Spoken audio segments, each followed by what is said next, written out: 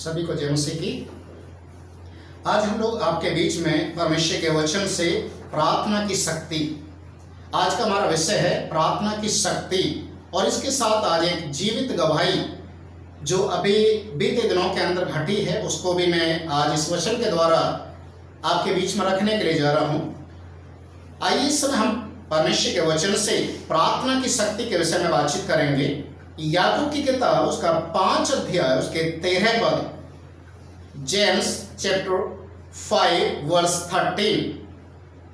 यदि तुम में कोई दुखी हो तो वह प्रार्थना करे, यदि आनंदित हो तो स्तुति के भजन गाए।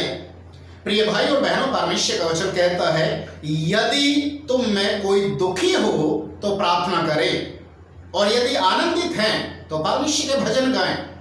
आज हम देखते हैं दुखी के समय में कितने लोग प्रार्थना करने के लिए तैयार नहीं होते। दुखी जब होते हैं तो लोग नशा का सेवन करते हैं, दुखी होते हैं तो घर को छोड़कर चले जाते हैं, दुखी होते हैं तो अपने कमरे को बंद करके अंधेरे में वो लेटे रहते हैं, सोचते रहते हैं। कितने लोग गुस्से में आकर दुखी के समय में अपने दुख को बयान करने के लिए वो एकांत में जाकर बैठ जाते हैं। प्रिय भाई और बहनों, इससे कुछ भी हल नहीं होने वाला है। यदि नशा आप करते हैं दुख को खत्म करने के लिए तो नशा उतरने के बाद फिर से आपका दुख और डबल हो जाएगा। अकेले में जाकर बैठने से जब आप परिवार में, जब समाज में वापस आएंगे तो आपका दुख वो लगातार बना रहेगा। अगर आप खाना छोड़ देते हैं, घर के अंदर अकेले बैठ जाते हैं, लाइट सब कुछ बंद कर लेते हैं, तो कुछ समय के बाद शायद आपको लगेगा मैं अकेला हूं, कुछ शांति आपको महसूस होना संभव है। पर फिर जब आप दरवाजे से बाहर आएंगे तो आपका जो समस्या है, जो आपकी चिंता है, आपका जो दुख है वो कभी खत्म नहीं होगा, बल्कि वो बढ़ते हुए जाएगा। आज मैं परमेश्वर के वचन से जिन बातों को मैं बताने के लिए जा रहा हूं, यदि तुम में कोई दुखी हो तो प्रार्थना करें। ये एक हमारे सामने ऐसी औषधि है, ऐसी दवाई है, मेडिसिन है कि जिसके कारण से आपका दुख प्रभु यीशु मसीह आपसे हर लेगा, आपके दुख को आपसे दूर कर देगा। पर शर्त है कि क्या आप दुख के समय में, दुखी के समय में प्रार्थना करते हैं। याकूब की किताब उसके 5 अध्याय के 16 पद को जब आप पढ़ेंगे, जेम्स चैप्टर 5 वर्स 16, धर्मी जन की प्रार्थना के प्रभाव से बहुत कुछ हो सकता है। प्रिया जीजो, परमेश्वर का वचन याकूब इस बात के लिए कलीसिया को लिखता है कि धर्मी जन की प्रार्थना के प्रभाव से बहुत कुछ हो सकता है। तो सोचने वाली बात है कि आज आपकी प्रार्थना, आप दुखी हैं तो प्रार्थना करेंगे तो परमेश्वर आपकी परिस्थिति को बदल देगा। बहुत कुछ हो सकता है, उसका रिजल्ट जो आएगा आपके सामने। याकूब की किताब उसके 5 अध्याय के 17 पद को जब हम पढ़ते हैं, जेम्स चैप्टर 5 वर्स 17, यहां पर धर्मी जन की प्रार्थना के प्रभाव से बहुत कुछ हो सकता है। इसको और समझाने के लिए यहां पर एलिया को उदाहरण दिया गया है। वचन कहता है एलिया भी हमारे समान सुख दुख भोगी इंसान था, पर जब उसने परमेश्वर के सामने गिड़गिड़ाकर प्रार्थना किया। अजीजों, भाइयों और बहनों, इस बात को याद रखिए, जब एलिया गिड़गिड़ाकर प्रभु के सामने प्रार्थना किया कि बारिश ना हो, तो वचन में लिखा 3.5 साल तक पृथ्वी के ऊपर बारिश नहीं हुआ। तो धर्मी जन की प्रार्थना के प्रभाव से बहुत कुछ हो सकता है। इस बात को आपको समझने की जरूरत है कि प्रार्थना की सामर्थ्य कितनी जबरदस्त होती है। प्रभु यीशु मसीह ने अपने चेलों को भी प्रार्थना करने के विषय में सिखाया, उनको बताया। जब आप लूका रचित सुसमाचार उसके 22 अध्याय उसके 40 और 46 पद को आप पढ़ेंगे, लूक चैप्टर 22 वर्स 14 एंड 46, प्रभु यीशु मसीह ने कहा प्रार्थना करो ताकि तुम परीक्षा में ना पढ़ो। प्रार्थना करो ताकि तुम परीक्षा में ना पढ़ो। इसका मतलब अगर आप प्रभु को मानने वाले लोग हैं और आप दुखी के समय में आप प्रार्थना नहीं करते हैं, आप दुखी के समय में आप परमेश्वर को नहीं पुकारते हैं, याद रखिए आप कभी भी उन दुखों के ऊपर विजय को नहीं पा सकते। अजीजों, भाई और बहनों, इस बात को आप समझिए, प्रभु यीशु मसीह 2 बार 40 पद में और 46 पद में एक ही बात को कहता है, उठो प्रार्थना करो ताकि परीक्षा में ना पड़ो। उठो, प्रार्थना करो ताकि तुम परीक्षा में ना पड़ो। आज हमें उठने की जरूरत है, आज हमें घुटने टिकाने की जरूरत है ताकि हम प्रभु के सामने प्रार्थना करें, प्रभु के सामने आए, प्रभु की सामर्थ को हम अपने जीवन में लें, प्रार्थना की उस ताकत को अपने जीवन के अंदर प्रभावित होने दें ताकि परमेश्वर के कार्य हम अपनी आंखों से देखने पाएं। प्रिय जीजों और भाइयों बहनों, प्रेरितों के काम उसके 12 अध्याय 5वें पद को आप पढ़िए। Act chapter 12 verse 5। प्रेरितों के काम 12 का 5वें पद में लिखा है, जिस समय राजा हेरोदेस ने कलीसिया को उजाड़ने के लिए अपने हाथों में जब सारी बागडोर को संभाल लिया, प्रभु के लोगों को मारना पीटना शुरू कर दिया, बंदी गृह में डालना शुरू कर दिया। वचन में लिखा हुआ है कि उससे प्रजा के लोग, साधारण लोग खुश होते हैं, आनंदित होते हैं। याकूब को उसने तलवार से कटवा दिया, उसके गर्दन को काट दिया गया। पतरस को भी उसने उसी मनसा से पकड़ा, बंदी गृह में डाल दिया। और प्रिय भाई और बहनों, प्रार्थना की सामर्थ इतनी जबरदस्त होती है।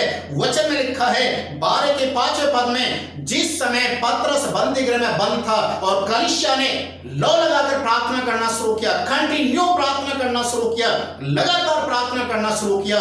प्रिय भाई और बहनों, उसी रात परमेश्वर ने अपने स्वर्गदूत को भेजकर पतरस को बंदी गृह से बाहर निकाल दिया, जबकि 7 तालों के अंदर वो बंद था। प्रभु यीशु मसीह ने प्रार्थना का उत्तर दिया, स्वर्ग से स्वर्गदूत को भेजकर पतरस को वहां से रिहा किया। अजीजों, मैं आज आपको बताना चाहता हूं, अगर आपके जीवन के अंदर प्रार्थना का जीवन है तो दुनिया की कोई ताकत आपकी प्रार्थना को रोक नहीं सकती है। कोई भी दुनिया की ताकत आपको प्रभु में आगे बढ़ने से, आशीष पाने से रोक नहीं सकती है।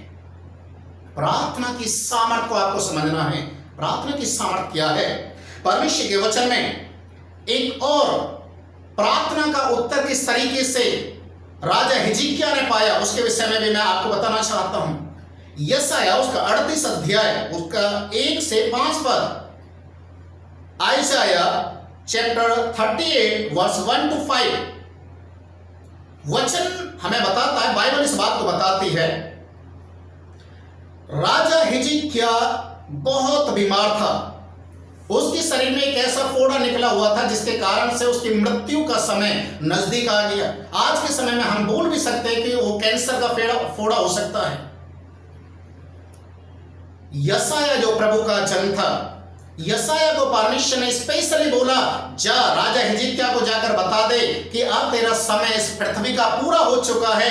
अपने बाद, मरने के बाद तुझे किसको राजा बनाना है, क्या क्या जिम्मेदारी किस किस को देना है, जाकर उसको बता दे। और यशायाह जब परमेश्वर के अगुवाई में होकर राजा हिजकिय्याह के महल में गया और राजा हिजकिय्याह बिस्तर के ऊपर पड़ा हुआ था, अंतिम सांसें गिन रहा था, यशायाह कहता है कि हे राजा, परमेश्वर की ओर से ये संदेश मुझे मिला है, अब तू बचेगा नहीं, मर जाएगा। अब अपने घराने को जो आज्ञा देना दे सकता है। वचन में लिखा है, राजा हिजकिय्याह ने जब इस बात को सुना कि परमेश्वर की ओर से मेरा समय निर्धारित कर दिया गया है, अब मुझे बचाने वाला कोई भी नहीं है, अब मुझे मरना है, उसने समाज की ओर से, लोगों की ओर से अपने मुंह को मोड़कर दीवार की ओर मुंह किया और रोना शुरू किया, बिलखना शुरू किया, आंसू बहाना शुरू किया और प्रभु के सामने गिड़गिड़ाकर प्रार्थना किया, प्रभु मैं कोई भी अनुचित रीति से तेरे उपस्थिति में नहीं चला हूं, मैंने कोई गलत नहीं किया है, प्रभु मुझ पर दया कर, मुझ पर दया कर। और जब उसने गिड़गिड़ाकर प्रार्थना किया, आंसू बहाते हुए प्रार्थना किया, बाइबल में लिखा है यशायाह नबी महल को पार भी नहीं कर पाया था, परमेश्वर ने दोबारा उसको भेजा और बोला, जा हिजकिय्याह राजा को बोल दे कि मैंने तेरी प्रार्थना को सुन लिया है, मैं तेरी उम्र को 15 साल और बढ़ा देता। हालेलुया। प्रिय जीजो, आज वही परमेश्वर जो मृत्यु के ऊपर भी विजय देने की सामर्थ्य रखता है, वो कहता है उठो, प्रार्थना करो ताकि तुम परीक्षा में ना पड़ो। आज आपको खड़ा होना है, आज आपको परमेश्वर के नाम में खड़ा होना है ताकि प्रभु का कार्य, प्रभु की सामर्थ आपके ऊपर प्रकट हो जाए। मेरे पास बहुत सारी गवाहियां हैं कि परमेश्वर किस तरीके से आज भी काम करता है। पतरस को किस तरीके से बंदी गृह से निकाला जब कलीसिया ने प्रार्थना किया। आज परमेश्वर के नाम को धन्यवाद हो, हमारे पास एक सुंदर एक गवाही आई है। एक भाई हैं जिनका नाम हरिचंद है, जो आजमगढ़ के रहने वाले हैं।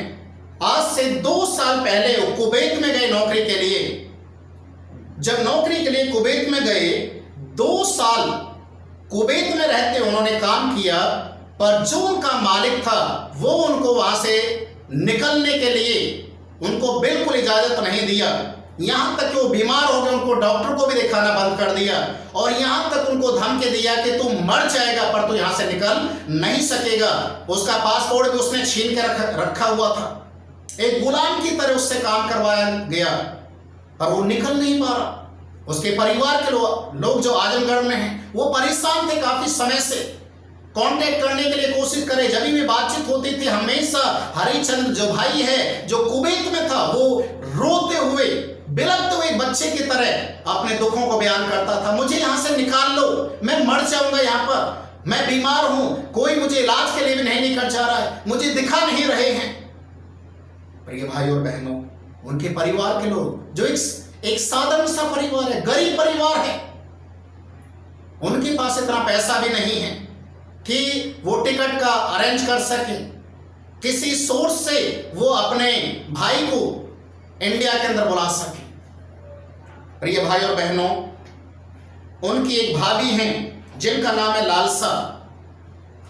उन्होंने किसी के कांटेक्ट में जाकर किसी विश्वासी से वो उनका संपर्क हुआ और वो विश्वासी जिनके संपर्क में ये बहन गई वो एक समय हमारे चर्च में आकर प्रभु के वचन को सुना और सीखा। एक जवान लड़की, उसने परमेश्वर के वचन को सुना। जब उसने अपने गांव में आजमगढ़ में जाकर लोगों को बताना शुरू किया, प्रार्थना करना शुरू किया, ये उस लड़की गुड़िया की सगी मासी थी लालसा, जो वहां पर उनके घर में पहुंचे और वहां से मेरा नंबर लिया उनसे और मुझसे संपर्क किया, प्रार्थना करना शुरू किया, मुझे बताना शुरू किया कि आप हमारे देवर के लिए प्रार्थना करें। बहन लालसा ने बार बार मुझे फोन करके बताना शुरू किया और मेरी भी भाई हरिचंद से कई बार बातचीत हुई। जब वो फोन से बातचीत करते थे वो बहुत बुरी तरीके से एक बच्चे की तरह रोना शुरू कर दिया और मैंने हमेशा एक बात को बोला कि हम प्रार्थना कर रहे हैं, परमेश्वर जरूर से आपको कुवैत से निकालेगा, उस दलदल से निकालेगा, उस कैद खाने से निकालेगा और अपने देश में अपने परिवार में आपको लेकर आएगा। अजीजों भाई और बहनों, हमने लगातार प्रार्थना करना शुरू किया और इस परिवार ने लगभग 3-4 बार टिकट जो फ्लाइट का उनके लिए बुक करवाया, भेजा, और उनका जो मालिक था उसने उसको समय समय पर कैंसिल करवाया टिकट को, उसको आने ही नहीं दिया और यहां तक की धमकी दिया कि मैं तुझे जीते जी तेरे देश में नहीं जाने दूंगा। प्रिय भाई और बहनों, जब हमने लगातार प्रार्थना किया, हम यहां से प्रार्थना करते रहे और वहां से सिस्टर लालसा भी प्रार्थना करते रही, वहां के कलीसिया के लोगों ने मिलकर प्रार्थना करना शुरू किया, उनके परिवार के लोगों ने मिलकर प्रार्थना करना शुरू किया और हमारे चर्च के ग्रुप में हमने प्रार्थना करना शुरू किया, व्यक्तिगत प्रार्थना में हमने याद करना शुरू किया, प्रभु आप भाई लालचंद को लेकर आएंगे, आप हरिचंद को लेकर आएंगे, प्रभु आप हरिचंद को इंडिया में लेकर आएंगे। और हमने लगातार प्रार्थना करना शुरू किया। परमेश्वर के नाम को धन्यवाद हो। अभी 10 दिन पहले मालूम चला कि उनका फ्लाइट का टिकट हो गया है और वो इंडिया के लिए आ रहे हैं। प्रभु के नाम को महिमा। जो 2 साल से कैद थे, 2 साल से गुलामी की जंजीरों में जकड़े हुए थे, प्रभु ने अपने कार्य को करना शुरू किया। यदि तुम में कोई दुखी हो तो प्रार्थना करें। अजीजो, जब प्रार्थना किया तो प्रभु ने उस प्रार्थना का उत्तर देना शुरू कर दिया और वो भाई कुवैत से इंडिया के अंदर आए, दिल्ली के अंदर उतरे फ्लाइट से, और जब दिल्ली से अपने घर के लिए, आजमगढ़ के लिए लखनऊ वाली बस में बैठे तो देखिए शैतान ने दूसरा एक और कार्य, एक रुकावट और पैदा कर दिया कि जिस बस से वो जा रहे थे उस बस का लखनऊ में एक्सीडेंट हो गया और जिस बस का एक्सीडेंट हुआ उसी बस के अंदर ये भाई हरिचंद भी बैठे हुए थे, इनको भी चोट आई। पूरा परिवार घर में इंतजार कर रहा है कि 2 साल के बाद हमारे घर में हमारा घर का एक बच्चा आने वाला है। और देखिए शैतान कितना चालाक था कि उसको घर भी जाने नहीं दिया। रास्ते में एक्सीडेंट करवा दिया। और उसके बाद जब वहां से हॉस्पिटल से उसको लेकर गांव के लिए लेकर निकले हैं, तो जिस गाड़ी से जा रहे थे उस गाड़ी के अंदर भी ऐसी खराबी आ गई कि वो बड़ी मुश्किल से जैसे तैसे उनके घर तक पहुंचा। और आज प्रभु के नाम को धन्यवाद हो कि आज भाई हरिचंद अपने घर में अपने परिवार के लोगों के बीच में जा चुके हैं। वो सुरक्षित थे। एक्सीडेंट में चोट तो आया थोड़ा घना, पर प्रभु उसको भी समय के अनुसार भर देगा। मैं आज जिस गवाही को आपके बीच में मैं रखना चाहता हूं कि लगातार प्रार्थना करने की सामर्थ, प्रार्थना की शक्ति जो है वो आज हमने देखा है कि यदि तुम में दुखी हो तो प्रार्थना करे। कलीसिया ने लो लगाकर प्रार्थना किया, प्रभु ने पतरस को बंदीगृह से बाहर निकाल दिया। आज परमेश्वर ने हमारी प्रार्थना को सुना, उस बहन लालसा की प्रार्थना को सुना। आज उनके देवर को 2 साल के बाद परमेश्वर कुवैत से इंडिया में लेकर आ गया। हालेलुया। प्रभु सब कुछ कर सकता है। प्रभु का वचन कहता है विश्वास करने वालों के लिए सब कुछ संभव है। प्रार्थना करें, प्रार्थना करें, प्रभु आपके लिए बड़े बड़े काम करेगा। और आज मैं आप लोगों के लिए प्रार्थना करना चाहता हूं, जितने इस वीडियो को देख रहे हैं, मैं आपके लिए प्रार्थना करना चाहता हूं। आपकी कितनी भी बड़ी से बड़ी प्रार्थना क्यों ना हो, कितनी भी समस्या क्यों ना हो, आज अगर आप दुखी में हैं, लाचार है, बेबस है, बीमारी में, समस्या में हैं, मैं आपके लिए प्रार्थना करूंगा कि परमेश्वर आपके ऊपर अपनी दया को प्रकट करे और आपके दुखों को प्रभु हमेशा के लिए आपके जीवन से दूर कर दे। आइए मेरे साथ प्रार्थना करें।